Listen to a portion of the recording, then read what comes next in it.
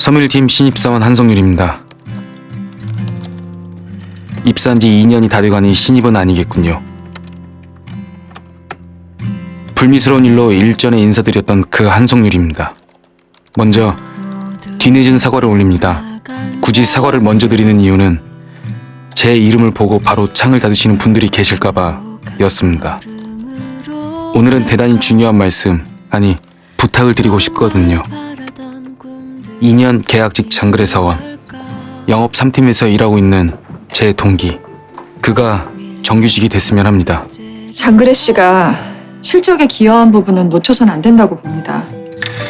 뭐 나도 그건 아는데 사내 분위기가 말이야. 사실 그 친구가 처음에 낙하산을 왔을 때부터 인턴들 사이에서는 뭐 특혜라고 불만이 많았잖아. 꼭 그런 건 아닙니다.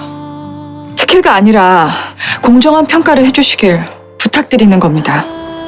2년 전 저와 함께 팀을 이뤄 PT 면접을 통과하고 영업 3팀에 배치. 저희 동기 최초로 사장님이와 임원들이 참석한 PT를 진행하고 그 파격적인 PT를 통해 묻힐 뻔한 요르단 중고차 사업을 성공으로 이끌어낸 바로 그 장거래입니다. 낙하산. 네, 누군가는 장거래를 향해 낙하산이다, 고졸이다 라는 수식어를 붙일지 모릅니다. 그는 그래서 우리 모두가 정규직으로 입사했을 때 2년짜리 계약직으로 입사를 했고 인턴 시절부터 갖은 수모를 겪어야 했습니다. 하지만 꿋꿋하게 원 인터내셔널을 우리 회사라 여기며 누구보다 열심히 업무를 수행해왔습니다.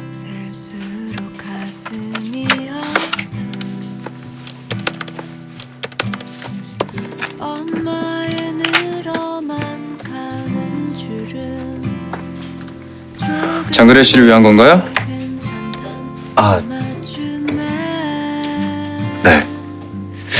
혹시 도움이 될까 해서. 우리 팀 사업 관련해서 실적 증빙 자료 좀 만들어 놓으려고요. 그래요. 정규직 전환 심사 때 그런 포트폴리오가 필요하죠.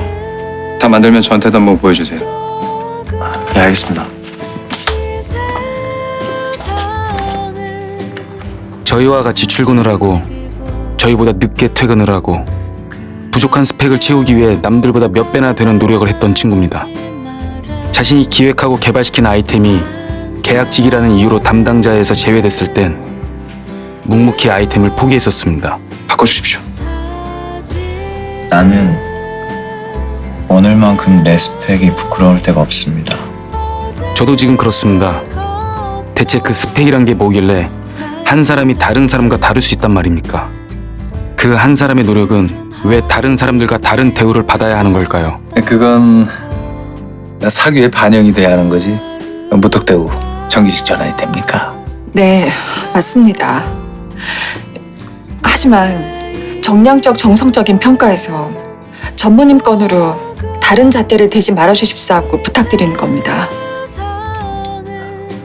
부탁드립니다. 회사에 적응할 수 있음을 평가하는 데 중요한 기본. 비록 시작점에서의 장거래는 기본에 대한 증명이 어려웠다지만 지난 2년간 충분히 그 가능성을 보여주지 않았습니까? 장거래는 정규직이 돼야 합니다. 장거래가 제게 했던 말, 이 섬유는 한성률 씨와 함께 팔도록 하겠습니다. 제가 그 약속을 지킬 수 있게 해주십시오. 여러분께 부끄러운 모습을 보였던 저 한성률이지만 그 약속은 지키고 싶습니다. 부탁드립니다.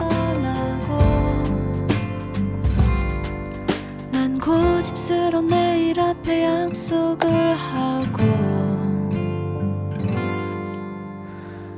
매일